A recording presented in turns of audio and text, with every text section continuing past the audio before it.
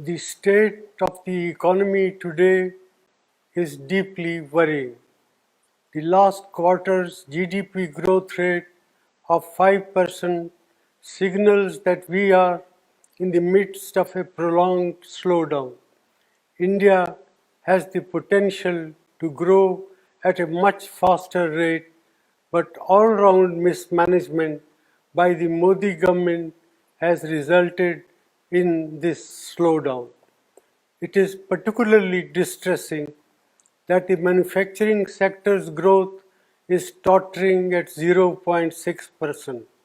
This makes it very clear that our economy has not yet recovered from the man-made blunders of demonetization and a hastily implemented GST.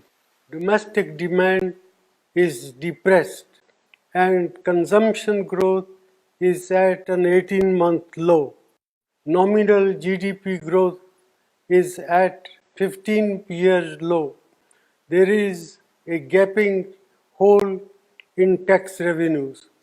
Tax buoyancy remains elusive as businessmen, small and big, are hounded and tax terrorism continues unabated.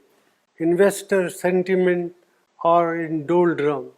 These are not the foundations for economic recovery. The Modi government's policies are resulted in massive jobless growth. More than 3.5 lakh jobs have been lost in the automobile sector alone. There will similarly be large-scale job losses in the informal sector, hurting our most vulnerable workers. Rural India is in terrible shape.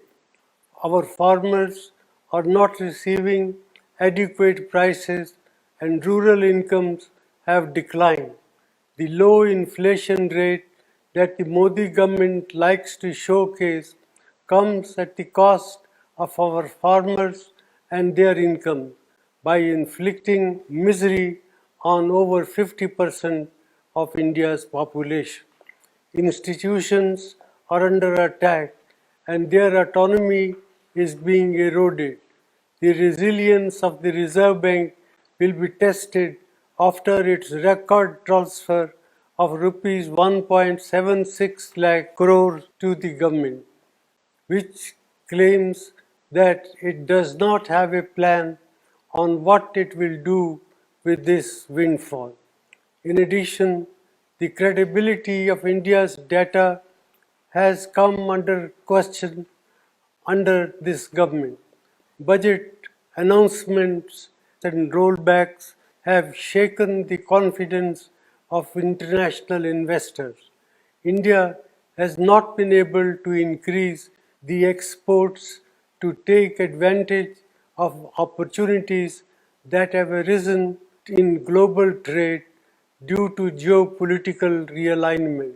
Such is the state of economic management under the Modi government. Our youth, our farmers and our farm workers, entrepreneurs and the marginalized sections deserve better.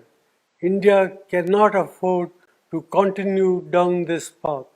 Therefore, I urge the government to put aside vendetta politics and reach out to all sane voices and thinking mind to steer our economy out of this man-made crisis.